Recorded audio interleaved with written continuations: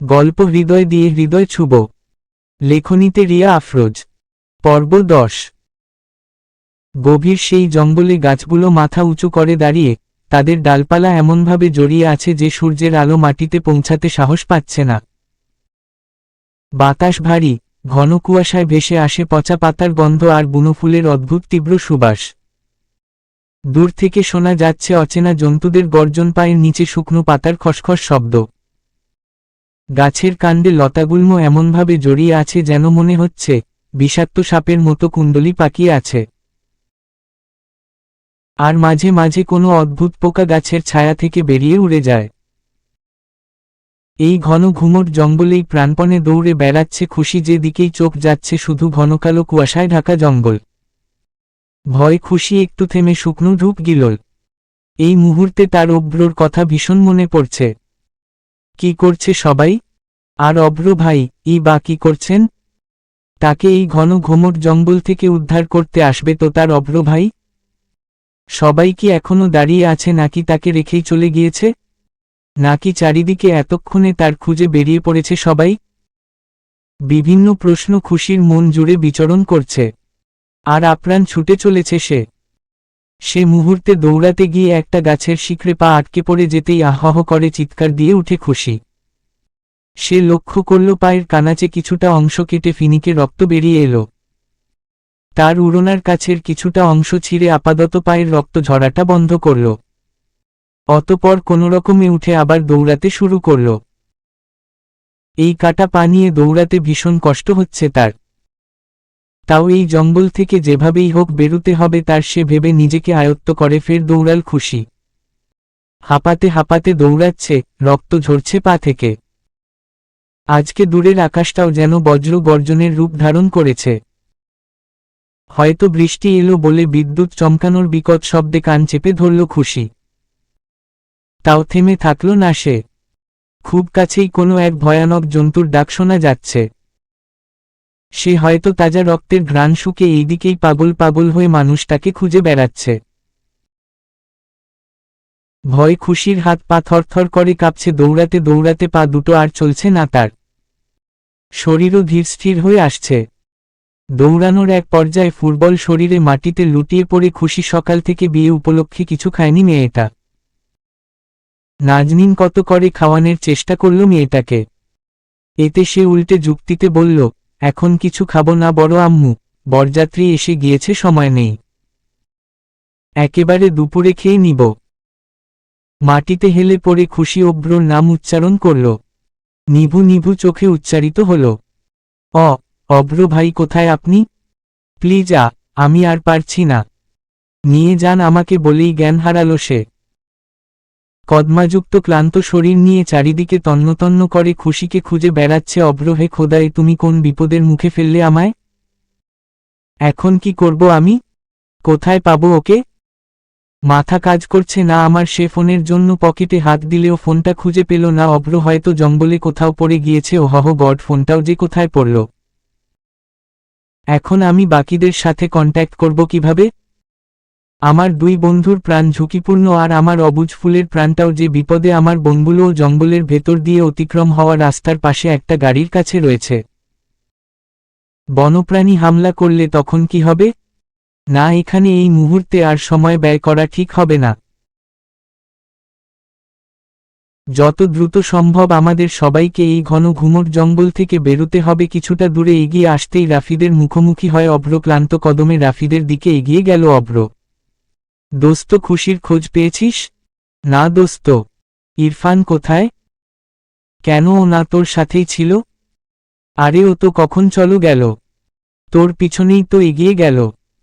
কই, আমার সঙ্গে তো দেখা হয়নি ওর, তাহলে কোথায় গেল ও? শালা রাম ছাগল একটা। দোস্ত, এখানে আর এক মুহূর্তও নয়। আমাদের সবার প্রাণের ঝুঁকি রয়েছে। সবাইকে যত দ্রুত সম্ভব এই জঙ্গল থেকে বেরুতে হবে। তার আগে খুশিকে খুঁজে বের করা দরকার। চল ফাস্ট, আর এক মুহূর্ত দেরি নয়, কুইক। কি হহ? শশী, তুই ঠিক বলছিস? হ্যাঁ ভাইয়া, আমাদের বাঁচাও, আমাদের প্রাণ বিপদে আছে, প্লিজ একটা কিছু করো ভাইয়া। তোরা কোথায় আছিস এখন? জঙ্গলের পাশে একটা গাড়ির ভেতর। তোদের জঙ্গলে কে নিয়ে গেল? রৌদ্র ভাই, এইসব কথা পড়ে হবে আমাদের, আগে বাঁচাও প্লিজ। আমাদের প্রাণ বিপদে, এই মুহূর্তে আমি আর তুলি একা আছি একটা গাড়ির ভেতরে, আর বনু হারিয়ে গেছে বলে হিচকি তুলে কান্না করতে লাগলো শশী। ও আটতট কি হয়েছে খুশির? জানি না ও ভাইয়া, আমাদের বাঁচাও। বনু জঙ্গলের ভেতর আছে। ওহহ মাই গড, কি বলছিস? হ্যাঁ হহ। ঠিক আছে, কান্না করিস না, আমি কিছু একটা করছি বলে চট করে কলটা কেটে দিল রৌদ্র। এই মুহূর্তে রৌদ্রর মাথা কাজ করছে না। সে কি করবে এখন? সবাইকে জানালেও সমস্যা, চিন্তা করবে সবাই। তাই এই মুহূর্তে এত মানুষের আনন্দের মাঝে কিছুতেই বিঘ্ন ঘটাতে চায় না রৌদ্র। তখন হঠাৎ সে কিছু একটা ভেবে হাতে ফোনটা নিয়ে দ্রুত সিঁড়ি ভেঙে নিচে নেমে আসে রৌদ্র। তার সামনে আচমকায় নুসরাত পড়লে সে তাকে সাইড কেটে দ্রুত পায়ে চলে যেতে নিলে সে মুহূর্তে নুসরাত তার হাত টেনে ধরে। কোথায় যাচ্ছেন বিআই সাহেব? দেখুন, এই মুহূর্তে মোশকরা করার এক ন্যানোসেকেন্ড সময়ও নেই। হাত ছাড়ুন আপনি। আরে এত তাড়া কিসের বিআই সাহেব? আমার সঙ্গে সময় কাটালে আপনার ন্যানোসেকেন্ড থেকে ঘন্টার পর ঘন্টা থাকতে মন চাইবে। দেখুন, দেখাদেখি পড়ে আগে পরিচিত হই, তারপর। আরে আজব, আপনি কোথা থেকে কোথায় চলে যাচ্ছেন? কেন আমার মন থেকে আপনার মনে? সরুন আপনি বলে হাত ঝাঁকি দিয়ে দ্রুত পায়ে বেরিয়ে যায় রৌদ্র।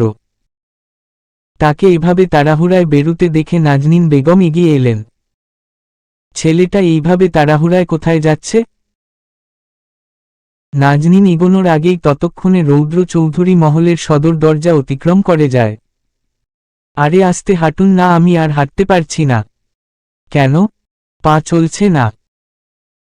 মুখ তো ভালোই চলে, তাহলে পা চলবে না কেন? আমি কি আপনার মতো ছেলে নাকি যে এত দ্রুত হাঁটতে পারবো? তাহলে কি করতে চাও? এই ওয়েট, তুমি কি আমার কোলে চড়তে চাইছো নাকি? এটি ভুলেও ভেবো না। কারণ আমি তোমার বিএফ নয় যে কোলে করে নিয়ে যাব। বয়েই গেছে আমার আপনার মতো একটা গন্ডারের কোলে চড়তে। দেখো, তুমি কিন্তু আমায় অপমান করছো নাফিসা। আপনাকে আমার কিছুই দেখার নেই, কারণ আপনি একটা আস্ত হাতি, যাকে এমনিতেই দেখা যাচ্ছে। কি বললে? হাতি? আবার বলো। হাতি? তবে রে বাদর ছেমরি। ইরফানকে তার দিকে এগোতে দেখে উল্টে দিকে দৌড় দিল নাফিসা। এই আসতে পড়ে যাবে। তাতে আপনার কি গন্ডার মশাই? কি আবার অপমান? একদম ঠিক করেছি। দাঁড়াও একবার, এরপর গন্ডার আর হাতি বলা বের করে দিব। আপনি জীবনেও আমায় ধরতে পারবেন না গন্ডার মশাই। ইরফানের সাথে তর্ক করতে করতে কিছু দূর দৌড়ে এগোতেই আচমকা বন্য প্রাণীর চিকিৎসা শোনা গেল। বাপরে, বাঁচাও বলে আবার উল্টো দিকে দৌড়ে এসে ইরফানকে ফাপটে ধরল নাফিসা। তার শার্টের কলার ধরে বুকে মুখ গুজে ভয় বলতে লাগল, প্লিজ আমাকে বাঁচান, সিংহ আমাকে খেয়ে ফেলবে। আর জীবনেও আপনার সাথে ঝগড়া করব না, বাঁচান আমাকে। বাঁচাবো না। কারণ লোক মুখে শুনেছি শত্রুকে সিংহের পেটে দিয়ে দিতে হয়। কি হ্যাঁ এবারের মতো ক্ষমা করে দিন প্লিজ, আর জীবনেও ঝগড়া করব না আপনার সাথে। মেয়েটা ভয় পেতে দেখে মুচকি হাসল ইরফান। যে মেয়েটা কিছুক্ষণ আগেও তার সাথে ঝগড়া করল, সে এখন তার বুকে মুখ লুকিয়ে ভয় কাঁপছে। ঠিক আছে, একটা শর্তে বাঁচাতে পারি। আমি আপনার সব শর্ত মানতে রাজি। শুধু একবার এই জঙ্গল থেকে বের করে দিন প্লিজ। তাহলে পাকনামি করে এলে কেন এখানে? আমার দোস্ত হারিয়ে গেছে, কি করব আমি? তাকে খোঁজার জন্য তো তার প্রেমিক পুরুষ আছেই। মানে? এত মানে বোঝার দরকার নেই। তুমি এখন বলো আমার শর্ত মানতে রাজি কি না? বলুন আপনি। প্লিজ, তাও এই জঙ্গল থেকে বেরোনোর রাস্তা করে দিন আমায়। আচ্ছা ঠিক আছে, তোমায় বের করে নিয়ে যাব। তবে তার বদলে তুমি আমায় কি দিবে? আপনি যা বলবেন তাই? হ্যাঁ। তাহলে বেআইনের সাথে প্রেম করিয়ে দিতে হবে আমার, পারবে? ইরফানের কথায় কিছুই বলল না নাফিসা। এই লোকটা আসলেই একটা নোবেলপ্রাপ্ত ছ্যাঁচড়া। এই মরণ পথেও নিজের প্রেমের চিন্তা করছে। কিছু বললে? না না, হ্যাঁ হ্যাঁ। আরে কি না আর হ্যাঁ হ্যাঁ করছো? দিব। আপনাকে প্রেম করিয়ে দিব। আমাকে নিয়ে চলুন এখান থেকে। ঠিক আছে। শুনু, বেআইনের কাছে গিয়ে বলবে ওই কাগজটা তুমি আমার পিঠে লাগিয়ে দিয়েছিলে। আর নিজের সব দোষ স্বীকার করবে, বুঝলে? হ্যাঁ করব। ঠিক আছে, চলো তাহলে। কিছুদূর এগোতেই হাঁটার এক এক পর্যায়ে তারা জন যখন জঙ্গলের ভেতর দিয়ে সাবধানে হাঁটতে হাঁটতে বের হওয়ার রাস্তা খুঁজছতে লাগল, তখন হঠাৎ ঝোপের ভেতর থেকে একটা চিৎকার ভেসে এলো। হাত উপরে নড়বে না কেউ। নাফিসা ভয় পেয়ে মুহূর্তেই ইরফানের হাত আঁকড়ে ধরল। ঘন কুয়াশার মধ্যে থেকে ধীরে ধীরে বেরিয়ে এলো তিনজন মুখোশ পরা লোক। হাতে বন্দুক, গলায় পুরনো লাল গামছা ঝুলছে। তাদের চোখ দুটোই এক অদ্ভুত জ্বলজ্বলে দৃষ্টি। চারিদিক থেকে দুজনকে ঘিরে রেখেছে এরা। নাফিসা ইরফানের কানের কাছে ফিসফিস করে বলল, ইরফান ভাই, মনে হয় ওরা ডাকাত। ইরফান কিছু বলার আগেই তাদের মধ্যে একজন ডাকাত এগিয়ে এসে বন্দুকের নল ইরফানের দিকে তাক করে বলল, আকাম কুকাম করতে এসেছিস তাই না এই জঙ্গলে? একদম মাথার খুলি উড়িয়ে দিব। দেখুন, আপনারা যা ভাবছেন তা একদম নয়। তাহলে কি? মেয়ে নিয়ে নাচতে এসেছো এই ভরা জঙ্গলে? আগে পকেট খালি করো, যা আছে সব বের করো। না হলে এই জঙ্গলই হবে তোমাদের শেষ ঠিকানা। ইরফান ঠোঁট কামড়ে এক পা লোকটার সামনে এগিয়ে বলল, দেখুন ভাই, আমরা পথ হারিয়ে ফেলেছি। কোনো খারাপ উদ্দেশ্য ছিল না আমাদের। ডাকাত হেসে উঠল এক তিক্ত হাসিতে। গল্প বানাও? শহরের ছেলেপেলে প্রেম করতে আসে জঙ্গলে, তারপর বলে পথ হারিয়েছে, এবার টাকা বের করো জলদি নয়তো। ডাকাতের কথায় ভয় পেয়ে নাফিসা ইরফানের পেছনে গিয়ে শক্ত করে হাত চেপে ধরল তার। ইরফান পিছনে তার দিকে তাকিয়ে বলল, চিন্তা করো না, আমি আছি তো, কিচ্ছু হবে না। ততক্ষণে একজন ডাকাত এসে পেছনে থেকে হঠাৎ নাফিসার হাত টেনে ধরে বলে, বেশি কথা না কুকীর্তি করতে এসেছিস, তাই না? এই এদের ধরে নিয়ে চল সর্দারের কাছে। তখন জন ডাকাত এগিয়ে এসে বলল, জনেই আমাদের সঙ্গে চলো। ইরফান প্রতিবাদ করতে গেলেই বন্দুকের ঠান্ডা নলটা তার বুকে ঠেকিয়ে দিল আরেকজন। একটা শব্দ করলেই এখানেই শেষ করে দেব। অল্প দূর যেতে না যেতেই সামনে দেখা গেল একটা পুরনো ধ্বংসপ্রায় কুঁড়েঘর। চারপাশে আগুন জ্বলছে, তিনজন লোক বসে আছে, আর মাঝখানে একটা মোটা চেয়ারে বসে আছে এক ভয়ঙ্কর চেহারার লোক, চোখে কালো সানগ্লাস, গলায় সোনার চেইন, হাতে ছোড়া ঘুরাচ্ছে খেলাচ্ছলে। ডাকাতদের একজন গলা ছেড়ে বলল, সর্দার, আজকের শিকার দুইটা জঙ্গলের মধ্যে কুকীর্তি করতে এসেছিল এরা। সর্দার ধীরে ধীরে উঠে দাঁড়ালো, মুখে একটা বিকট হাসি। শহরের ছেলে মেয়ে প্রেম করতে এসেছে এই জঙ্গলে? এখন প্রেমটা হবে আমার হাতে বলে বিকট শব্দে আরো জুড়ে হাসতে লাগলো ডাকাতের সর্দার। নাফিসা কাঁপতে কাঁপতে বলল, আঙ্কেল, আমাদের ছেড়ে দিন না। আমরা কেউ কাউকে চিনি না, কিছু করিনি, শুধু পথ হারিয়ে ফেলেছি, প্লিজ আমাদের ছেড়ে দিন। সর্দার হেসে বলল, পথ হারাও বা প্রেম হারাও, আমার এলাকায় ঢুকলে সবাইকেই হিসাব দিতে হয়। কেউ এই দুইটারে গাছের সাথে শক্ত করে বাঁধ।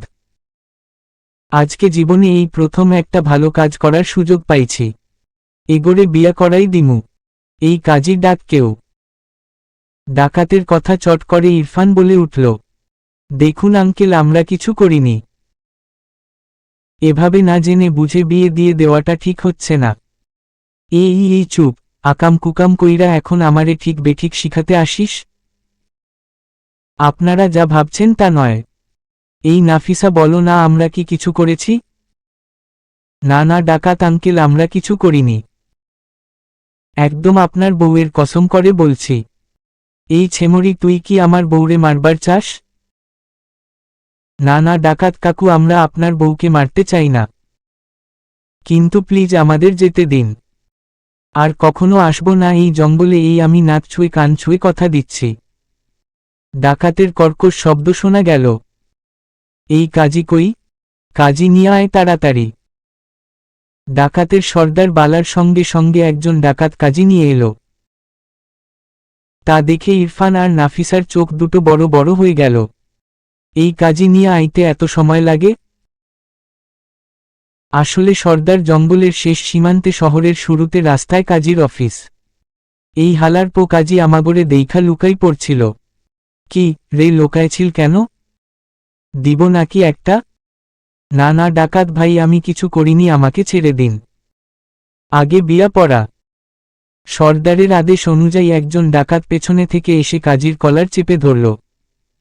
বিয়া পড়া কইছি হালার পো কাজী, নয়তো শুট কইরা দিমু। ওহরে বাবারে, পড়াইতেছি পড়াইতেছি। সে মুহূর্তে ইরফান বলে উঠে, ডাকাতে কাকু আরেকবার ভেবে দেখলে হয় না? দরকার হলে আমার বন্ধুর প্রিয় গাছ ওই যে ওই মেহগনি গাছটা, ওইটার সাথে বিয়ে দিয়ে দেন। তাও এই ডেঞ্জারাস মাইয়ার সাথে না। আমি জীবনেও এই মাইয়ারে বিয়ে করব না। হু হ, উনি আমাকে বিয়ে করবে না, আমি নিজেই ওনারে বিয়ে করব না। এমন চরিত্রহীন বেআইনের চুমু লোভী ছেলেকে আমি জীবনেও বিয়ে করব না। আমি এক্ষুনি নদীতে ঝাঁপ দিতে রাজি। দরকার হলে বাঘের পেটে যাব, সিংহের পেটে যাব, তাও ওনাকে বিয়ে করব না। তাই নাকি রে মাইয়া, কি কষ এইসব? জি ডাকাত আঙ্কেল। তাহলে আয়। তোরে ওই যে খাঁচায় বন্দি একটা সিংহ আছে না আমাদের, তোরে আজকের জন্য রাতের ডিনার বানিয়ে দেই ওর। এই ধর এদের, নিয়ে আয় তাড়াতাড়ি। না না না না না না ডাকাত আঙ্কেল, আমি বিয়ে করব বিয়ে। তাহলে বিয়ে পড়া। এই কাজে জলদি বিয়া পড়া কইছি, নয়তো ফুটো করে দিব। বলছিলাম কি ডাকাত ভাই, বিয়ের জন্য তো দেনমোহর লাগে। দেনমোহর কত টাকা ধার্য করব? দেনমোহর দিয়ে দে কোটি খানেক। 1,01,00,000 টাকা। বলছিলাম কি ডাকাত কাকু, এই মেয়েকে আমার ঘাড়ে না চাপালে কি হয় না? এত টাকা দেনমোহর? ইরফানের কথায় সে মুহূর্তে একজন ডাকাত পেছনে থেকে বলে উঠে, এই পেছনে শুট করে দিব কইলাম। একদম চুপ। আমি বিয়ে করব না কাকু, একটু বোঝার চেষ্টা করুন। আমার বন্ধুর বোনের বান্ধবী ওইটা। এ মাইয়া কোনো সাধারণ মাইয়া নয়, এ অনেক ডেঞ্জারাস মাইয়া, আমার বন্ধুর বোনের মতোই। এইটা মাইয়া না ভাই, আমার জীবনটা নষ্ট কইরা দিব। একটু দয়া করুন আমার উপর কেউ। এই কাজী হহ। জি ডাকাত ভাই, বিয়া পড়া জলদি। পড়াইতেছি। কাজী খুতবা পড়িয়ে নাফিসার উদ্দেশ্যে বলল, মা এইবার কবুল কও, নয়তো এরা তোমারে সিংহের পেটে দিয়া দিব, সাথে আমারেও। না না না বলছি কবুল। বাপ এবার তোমার পালা। আমি বিয়ে করব না হহ। এই বন্দুকটা দে তো আমার। কবুল লোল। পার্কিং লটের দিকে ছুটে গিয়ে একটা গাড়ি বের করল রৌদ্র। চট করে গাড়িতে উঠে বসে স্টিয়ারিং দিল। চোখে মুখে তার বিষণ্ণতার ছায়া। ডেস্কের উপর রাখা ফোনের দিকে এক ঝলক তাকিয়ে নিরবচ্ছিন্নভাবে লোকেশন ফলো করে গাড়ির গতি হঠাৎ বাড়াল সে। সূর্যের আলো ঠিক তখন কাচের উপর প্রতিফলিত হয়ে তার মুখে ফেলছে তীব্র আভা। রৌদ্রের মন তখন অস্থির, হাত তার দক্ষ ড্রাইভিং এ সংযত। ক্রমাগতভাবে গাড়ির গতি বাড়ছে।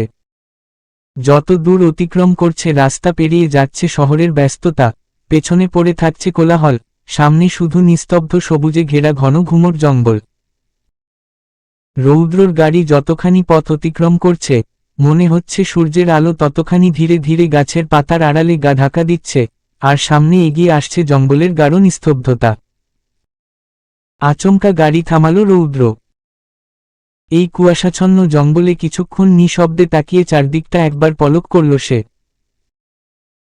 এতক্ষণ লোকেশন ফলো করতে পারলেও এবার তা যথাযথ সম্ভব হচ্ছে না। কারণ এই ঘন কালো জঙ্গলে নেটও ঠিকঠাকভাবে চলছে না। চারিপাশে ভেজা মাটির গন্ধ। একটু দূর থেকে ভেসে আসছে পাখিদের কোলাহল আর বাদরের ডাক। আচমকা একটা বাদর রৌদ্রর মাথার উপর থেকে লাফ দিয়ে এক ঢাল থেকে অন্য এক ঢালে পাড়ি দিল। সঙ্গে সঙ্গে রৌদ্র মাথা নুয়ে ফেলল। বাদরটা অন্য এক গাছের ঢালে বসে খ্যাঁ খ্যাঁ হু হু শব্দ করে উঠল। সাহসী রৌদ্রর ভেতরটা যেন এইবার কিছুটা কম্পন ধরল। এই কিসের লক্ষণ? বাদরটা এই কিসের সংকেত দিচ্ছে? তাও রৌদ্র বাদরটাকে একটা লাঠি নিয়ে তাড়া করতেই বাদরটা একটা উয়া খ্যাখ্যা করে করে লাফিয়ে হারিয়ে গেল এই জঙ্গলের গহীনে। সঙ্গে সঙ্গে রৌদ্র হাঁটা ধরল জঙ্গলের ভেতর। লজ্জা করল না তোমার, এই শিশুর মতো অবুঝ ছেলেটাকে এভাবে ফাঁসিয়ে বিয়ে করতে? আমি ফিরে গিয়ে মামলা দিব তোমার নামে। কিহহ আমি আপনাকে ফাঁসিয়ে বিয়ে করেছি? আপনি আমার বান্ধবীর ভাইয়ের বন্ধু বলে বেঁচে গেলেন, নয়তো নির্ঘাত আজকে আপনার কপালে খুন হওয়া লেখা ছিল। বেঁচে গেলেন, তাই বাড়ি গিয়ে মসজিদে জিলাপি বিলাবেন বুঝলেন? কচু দিব, খুন হওয়া আমার কপালে এমনেও লেখাও আছে, তোমার মতো একটা বেয়াদব আর বজ্জাত মেয়েকে গলায় ঝুলিয়ে। খবরদার বেয়াদব বলবে না, মাথা ফাটিয়ে দিব। একদম মাথা ফাটিয়ে বাপের নাম ভুলিয়ে দিব। বেয়াদব বলবে না বলে দিলাম। বাপের নাম আমি এমনেও ভুলে গেছি চাঁদ তোমার মতো এমন একটা মেয়েকে বিয়ে করে। আমার বাপেরও তো কপালটা খারাপ, তার ছেলের ঘাড়ে এমন একটা মাইয়া জুটেছে।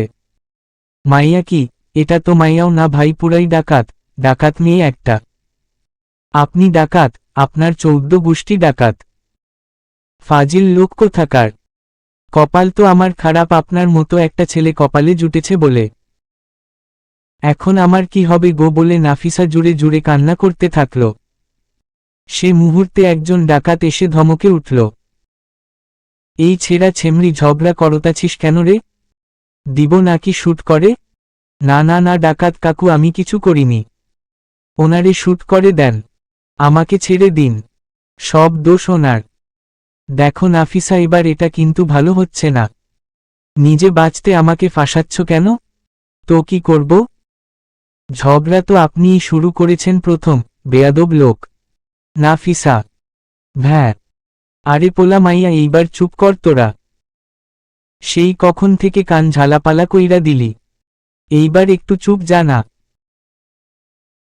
ডাকাতের সর্দারের কথা শেষ হতে না হতেই কোথা থেকে যেন দুইজন ডাকাত দৌড়ে এল। উস্তাদ উস্তাদ শীঘ্রই পালানো। কেন রে, কি হয়েছে?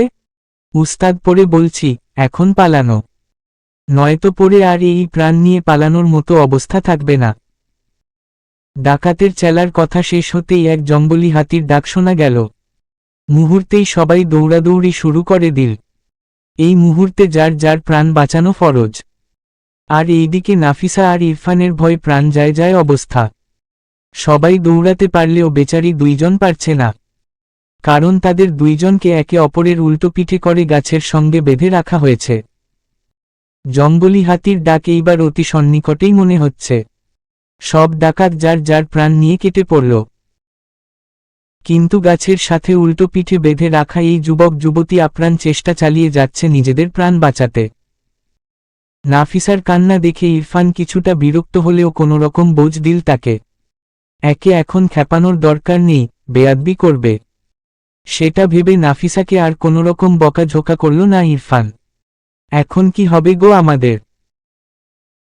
ওই জঙ্গলি হাতিটা আমাকে পায়ে পিষে মেরে ফেলবে গো। আরে চিল্লাচ্ছ কেন? তো কি করব? নাচো গিয়ে হাতির সামনে। আমাকে বাঁচান, আমি হাতির পায়ের নিচে চাপা পড়ে মরতে চাই না। প্লিজ আমাকে বাঁচান ইরফান ভাই। এখন কি করব আমরা? কিছু একটা ব্যবস্থা হয়ে যাবে, এবার একটু দয়া করে নিজের মুখটা বন্ধ রাখো। এই যে করলাম, এবার কিছু একটা করুন। আমি হাতির পায়ের নিচে পিষে পড়ে মরতে চাই না। আল্লাহ আপনার মঙ্গল করবে, আমাকে বাঁচান। আল্লাহ আপনাকে আরো 2টো বউ দিবে, দোয়া করে দিলাম। না বাঁচাবো না। কেন? 2টো বললে কেন? তাহলে কয়টা বলবো? 4টা। নয়, হ্যাঁ। এবার দোয়া দেও, নয়তো বাঁচাবো না। ঠিক আছে, 8টা বউ দিবে আল্লাহ আপনাকে। প্লিজ এবার কিছু একটা করুন। ঠিক আছে, আমার কাছে আসো। মানে? আরে সবসময় এত মানে বুঝতে হবে কেন তোমার? না, আমি কাছে যাব না। আপনার মতলব ভালো না।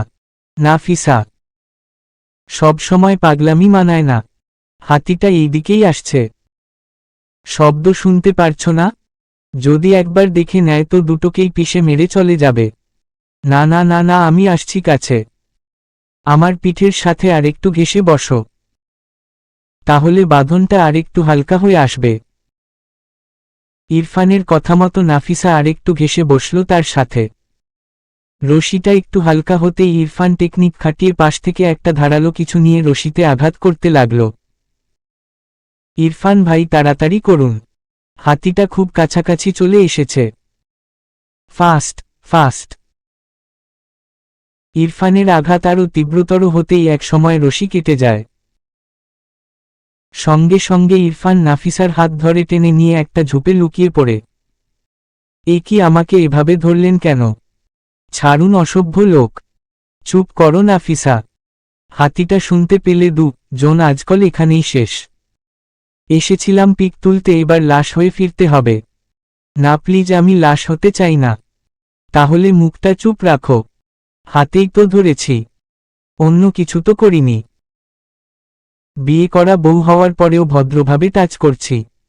আমার মতো ভদ্র ছেলে আর কয়টা আছে বলো?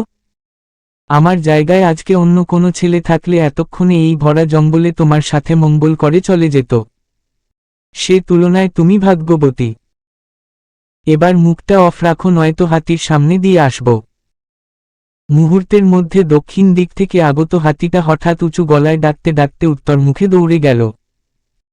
ইরফান নাফিসার হাত টেনে ঝোপের আড়াল থেকে উঠে এসে সোজা পশ্চিম দিকে হাঁটা ধরল। গন্তব্য তাদের গাড়ির দিকে যাওয়া। আরে, হাতে ধরে টানছেন কেন? কোথায় যাচ্ছেন আমাকে নিয়ে? এই দেখুন, আপনার কিন্তু মতিগতি ভালো না। হাত ছাড়ুন, নয়তো আমি চিৎকার করব। কোথায় যাচ্ছি আমরা? বাসর করতে। না, আমি কোথাও যাব না। ছাড়ুন বলছি আমার হাত। নাফিসার জোড়াজুড়িতে এক থাপ্পড় বসিয়ে দিল ইরফান। সব সময় মুখ ফটর ফটর না করলে হয় না তোমার, তাই না? এত পাকনামি কোথা থেকে শিখলে? বেয়াদব হয়ে গিয়েছ একদম। নাফিসা গালে হাত রেখেই দাঁড়িয়ে রইল। ইরফান তার কথা শেষ করে নাফিসার হাত তার শক্ত হাতের বন্ধনে মুঠোবন্দি করে হাঁটা ধরল পশ্চিম দিকের রাস্তার উদ্দেশ্যে, যেখানে তুলি আর শশী রয়েছে। হাঁটার শেষ প্রান্তে এক পর্যায়ে একটু দূরত্বে অবস্থান করা গাড়ির কিছুটা অংশ দেখা গেল এবার। ইরফান দ্রুত নাফিসাকে নিয়ে সেখানে পৌঁছাল। তারা গাড়ির নিতক পৌঁছাতেই তুলি শশীকে ডেকে দেখাল। আপু আপু দেখো, এটা ইরফান ভাই আর নাফিসা আপু না? কই দেখি। হ্যাঁ ঠিকই তো। তবে অভ্র ভাই, খুশি আর রাফিদ ভাই কোথায়? সেটাই তো, ভাইয়া আর আপু কোথায়? তারা জনি নাফিসা আর ইরফানকে দেখতে পেয়ে দ্রুত পায়ে গাড়ি থেকে বেরিয়ে এল। শশী দৌড়ে গিয়ে নাফিসাকে জিজ্ঞেস করল, খুশি আর অভ্র ভাই কোথায় ইরফান ভাই? ইরফান কোনোরকম উত্তর করল না।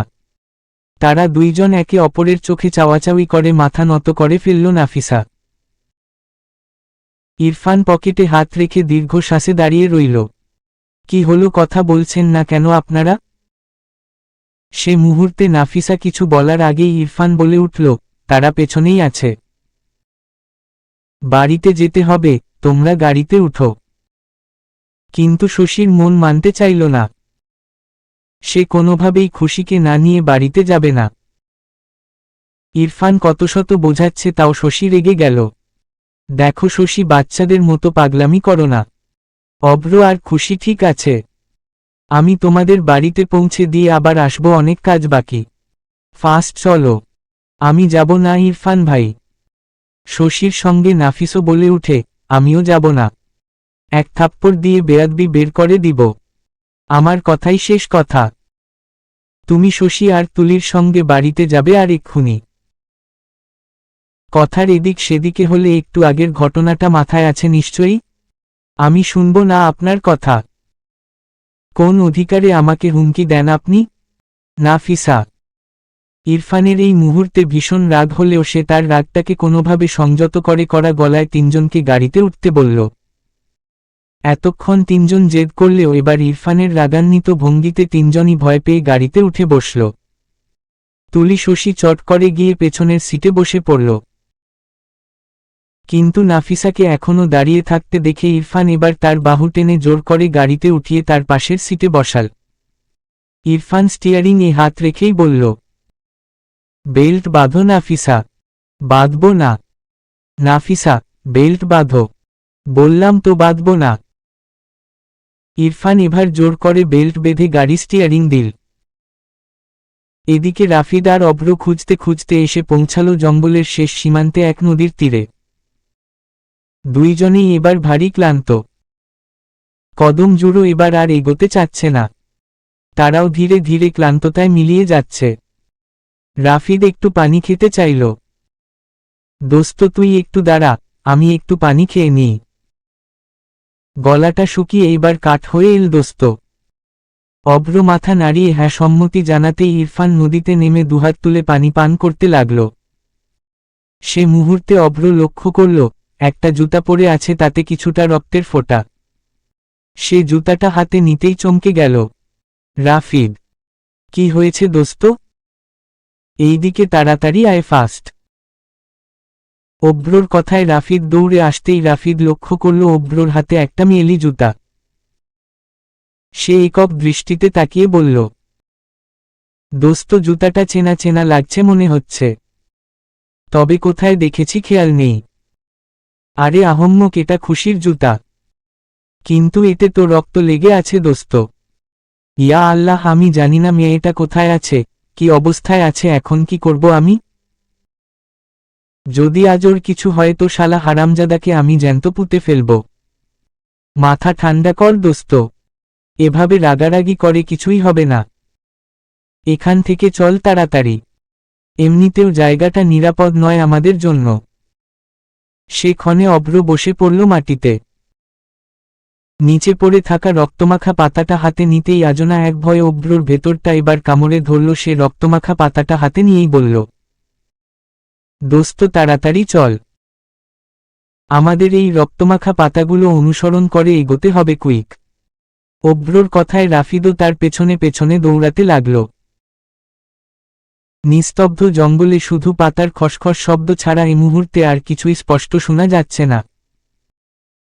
রৌদ্র এবার জঙ্গলের গহীনে ঢুকে পড়ল। একটু থেমে এদিকে সেদিকে তাকিয়ে খুশি বলে চিৎকার করতে লাগল। দৌড়ানোর এক পর্যায়ে কিছু একটার সাথে উচড় খেয়ে পড়ে গেল সে। ফের উঠে আবার রওনা দিলে হঠাৎ পাতায় মোড়া একটা হাত দেখতে পেল সে।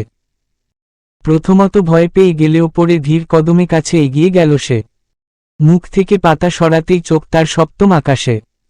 খুশিই বলে এক চিৎকার দিয়ে সবগুলো পাতা সরাতে লাগল রৌদ্র। নাকে হাত দিয়ে দেখল শ্বাস নিঃশ্বাস এখনো চলছে, তবে ধীরস্থিরে। Happy reading. এখন দেখা যাক রৌদ্র আদৌ কি নিয়ে যেতে পারবে খুশিকে, নাকি অভ্রই খুঁজে পেয়ে যাবে। এরপর বাকি আছে খুশির কপালে। এই খুশি, কি হয়েছে তোমার? চোখ খুলো খুশি, আমি এসেছি তোমায় নিয়ে যেতে। উঠো খুশি, চোখ খুলো, তোমাকে অনেক কিছু বলার আছে আমার। এখনো তো আমার মনের কথা জানাতেই পারিনি তোমায়, তার আগেই চলে যাওয়ার প্ল্যান করছো? চোখ খুলো খুশি, চোখ খুলো, এই তো আমি এসে গেছি। কিচ্ছু হবে না তোমার, কিচ্ছি হবে না, আমি হতে দিব না। আমাকে ভালোবাসার আগেই, আমার সাথে একটা যুগ পাড়ি দেওয়ার আগেই এভাবে কোথাও যেতে পারো না তুমি খুশি। চোখ খুলো খুশি, চোখ খুলো, আমার দিকে তাকাও খুশি, এই তো এসে গিয়েছি আমি, তাকাও। এখনো তো অনেক কথা বলার বাকি। আমি যে তোমায় ভালোবাসি খুশি। ও খুশি উঠো, প্লিজ খুশি। হে আল্লাহ, এখন আমি কি করব? সামনে বিপদ, পেছনে বিপদ, এখন আমি কোথায় যাব ওকে নিয়ে? একটু আগেই একটা পাগলা হাতিকে দক্ষিণ দিক থেকে ছুটে আসতে দেখলাম। রবের কাছে লাখো শুকরিয়া, খুশির কিছু হয়নি। না, এখানে আর এক মিনিটও দেরি করলে চলবে না। এই জঙ্গল থেকে যে করেই হোক খুশিকে নিয়ে বেরুতে হবে আমার। কিন্তু ওর তো কিছুতেই জ্ঞান ফিরছে না। এখন আমি কি করব? এদিক সেদিকে তাকাতেই কিছুটা দূরত্বে একটা নদী চোখে পড়ল রৌদ্রর। খুশিকে পাজা কোলে করে কিছুটা পথ অতিক্রম করতেই ধারে কাছেই কিছু বন্য প্রাণীর বিকট শব্দ এসে কানে বিঁধল। রৌদ্র কোনোরকমে খুশিকে কোলে তুলে নিয়ে এসে পৌঁছাল নদীর তীরে। তাকে কিছুটা দূরে শুইয়ে দিয়ে রৌদ্র নিচে নেমে গেল পানি আনতে। এইদিকেই দৌড়ে আসা রাফিদ আচমকা চিৎকার দিয়ে উঠল। দোস্ত! খুশি খুশি শব্দটা কানে যেতেই পাগল পাগল হয়ে একদিকেই দৌড়ে এল অভ্র। জনি দৌড়ে এসে খুশির পাশে হাঁটু গেড়ে বসল। অভ্র আস্তে করে খুশির মাথাটা নিজের কোলে তুলে নিল। তারপর বুকের কাছে এনে কান পাতল। পালস চলছে কিনা, একটু নড়াচড়া আছে কিনা, সেইটুকু জানার মরিয়া চেষ্টা। পালস নড়ছে দেখে অভ্রর ভেতরে যেন প্রাণ ফিরে এল। খুশিকে জড়িয়ে ধরে বড় করে একটা কপালে চুমু খেল অভ্র। তারপর জড়িয়ে রেখেই আদুরে কণ্ঠে বলে উঠল, তোকে হারানোর পর নিজেকে এতটাই অসহায় লাগছিল যে এখন ফিরে পেয়ে মনে হচ্ছে দীর্ঘযোগ গন্তব্য অতিক্রম করে আমি তোকে ফিরে পেলাম। খোদার কাছে লাখো শুকরিয়া। ইয়া গড, পুরোপুরি সন্ধ্যা নামার আগে যে আমরা ওকে পেয়ে গেলাম, এটাই লাখো শুকরিয়া। তখন জ্ঞানহীন খুশিকে দেখে রাফিদ বিস্ময় কণ্ঠে বলে উঠল, দোস্ত, সুস্থ সবল জলজ্যান্ত মেয়েটার কি হয়ে গেল? এখন বাড়ি ফিরে আমরা কি জবাব দিব? অভ্র কিছু না বলে খুশিকে কোলে তুলে সে উঠে দাঁড়াল। অভ্রকে দাঁড়াতে দেখে রাফিদও উঠে দাঁড়াল। রাফিদ জিজ্ঞেস করল, এখন আমরা কি করব দোস্ত? একটু আগেই তো একটা পাগলা হাতি গেল, এর মধ্যে তো জন্তু জানোয়ার আছেই। চারিদিক রক্তের ঘ্রাণে পাগল পাগল হয়ে মানুষ খুঁজছে তারা। তোর পা থেকে রক্ত পড়া বন্ধ কর দোস্ত। অভ্র তারাত্ম কণ্ঠে বলল, কিছু হবে না। এখন ইসবের সময় নেই। এখন আমার লক্ষ্য যে করেই হোক এই মুহূর্তে এই জঙ্গল থেকে বেরুতে হবে। সে মুহূর্তে আচমকা একটা বিকট শব্দ হতেই অভ্র রাফিদ দুজনেই চমকে এদিক সেদিকে তাকাল। রাফিদ ভয়ার্ত কণ্ঠে বলল, বলেছিলাম না দোস্ত, ওরা এসে পড়েছে। তাজা রক্তের ঘ্রাণ শুকে ওরা পাগল পাগল হয়ে মানুষ খুঁজছে। এবার কি হবে? অভ্র দাঁত চেপে বলল, তোর মুখটা এবার বন্ধ কর, নয়তো তিনজনেরই প্রাণটা হারাতে হবে। এখন তাড়াতাড়ি চল এখান থেকে। দোস্ত, আমরা ইরফানকে তো এখনো পেলাম না। ওর কি হবে? থাক শালা, আম্মকটা জঙ্গলে পড়ে। শালা জন্তু জানোয়ারের পেটে যাক। আমাদের জঙ্গলে এনেছিল কেন, এটাই ওর শাস্তি। দোস্ত, আমরা এভাবে ওকে ফেলে চলে যেতে পারি না। রাফিদ, এখানে আর এক মুহূর্তও নয়। জন্তুটা অতি নিকটে এসে পড়েছে আমাদের। দেখছিস না ধারেকাছে থেকে শব্দ আসছে। মুহূর্তেই আবার বিকট শব্দ হতেই দুজনেই দ্রুত পায়ে সামনের দিকে হাঁটা ধরে। হাঁটতে হাঁটতে প্রায় 15 মিনিট পর এবার রাস্তার মুখ দেখা গেল। তারা দুজনেই দ্রুত পায়ে এগিয়ে গেল সেদিকে। দোস্ত, গাড়ি কোথায়? রাফিদের কথায় অভ্র এদিকে সেদিকে তাকাল। সত্যিই তো, তাদের গাড়িটা গেল কোথায়? এই মুহূর্তে গাড়ি না পেলে এই জঙ্গল থেকে পালানো সম্ভব হবে না। জঙ্গলে নেটও যাচ্ছে না যে কল দিবে রাফিদ। তাছাড়া অভ্রর ফোনটাও পকেটে নেই। কে জানে এই ভরা জঙ্গলের কোথায় কোন কোনায় পড়ে আছে ফোনটা। দৌড়ানোর সময় কোথাও একটা পড়ে যায় ফোনটা। সন্ধ্যা এখন 6:30, রাত 10টায় বিয়ে। অভ্র একদিকে চিন্তা করছে ঠিক সময়ে পৌঁছাতে পারবে কিনা, আরেক চিন্তা করছে এখন গাড়ি কোথায় পাবে।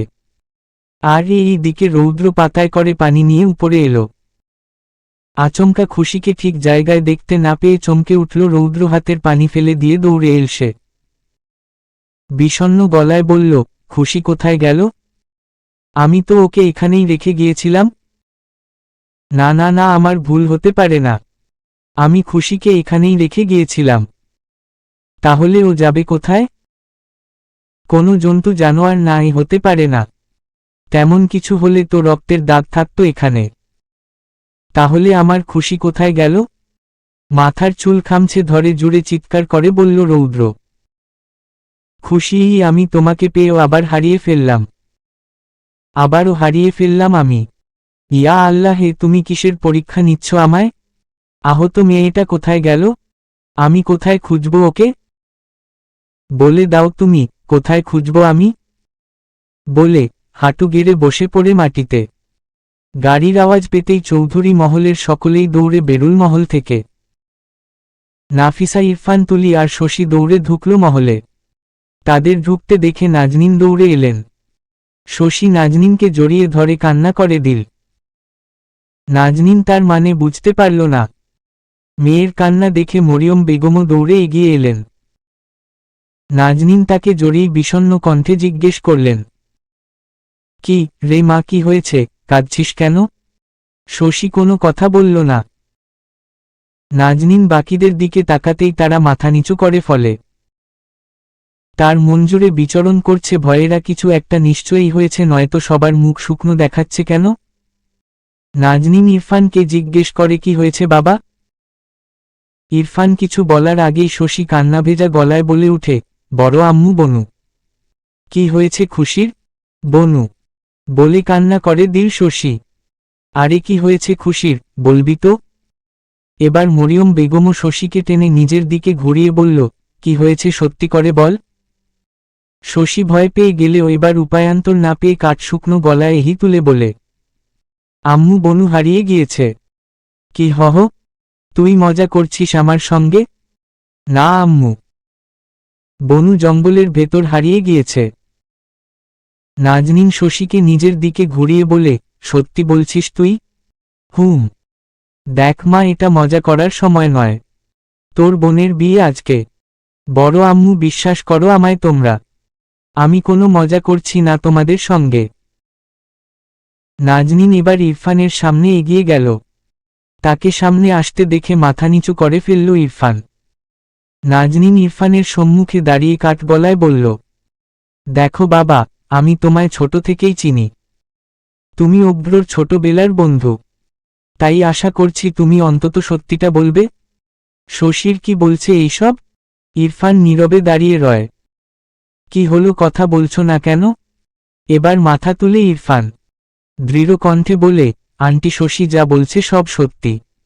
তবে এখন এসব কিছু বলার সময় নেই আমার হাতে। আপনি অনুমতি দিলে আমি এক্ষুনি বেরুব খুশির খুঁজে। আচমকা মরিয়ম বেগমের মাথা ঘুরে পড়ে যাওয়ার উপক্রম হলে শশী আর তুলি গিয়ে দৌড়ে ধরে ফেলে তাকে। মেঝো বলে এক চিৎকার দিয়ে মরিয়ম বেগমের কাছে গিয়ে দাঁড়ায়। নাজনীন তাকে ধরাধরি করে তিনজনই ভেতরে নিয়ে যায়। সে মুহূর্তে ইরফান আবার বেরিয়ে পড়ে।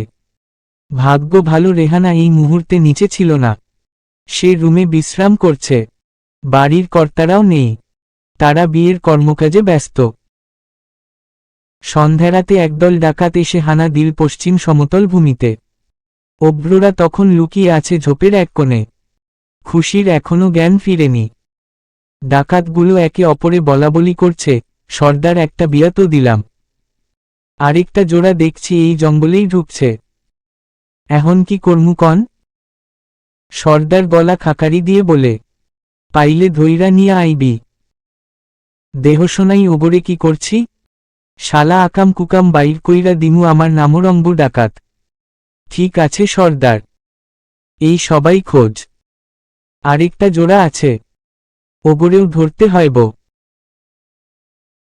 ডাকাতগুলো পশ্চিম সীমান্ত ত্যাগ করার পর ঝোপ থেকে বের হলো অভ্র আর রাফিদ। রাফিদ ভয়ে মিশ্রিত কণ্ঠে বলল, দোস্ত এখন কি করব? ডাকাতের হাতে পড়লে তো এখন আর রেহাই নেই। প্রাণটা নিয়া ফিরার আর অবস্থা থাকবে না। কিছু একটা হয়ে যাবে দোস্ত, চিন্তা করিস না। এখন সামনের দিকে চল। ওই যে ছোট ছোট দুইটা বাড়ি দেখা যাচ্ছে পেছনে, সেখানে চল। দোস্ত আমার ভয় করছে। যদি ডাকাতের আস্তানা হয় তো? দেখা যাক, আগে চল, একটু সামনে গিয়ে দেখি। অবস্থা খারাপ দেখলে আর এগোবো না। এখানেই ওয়েট করব গাড়ির জন্য। চলবে।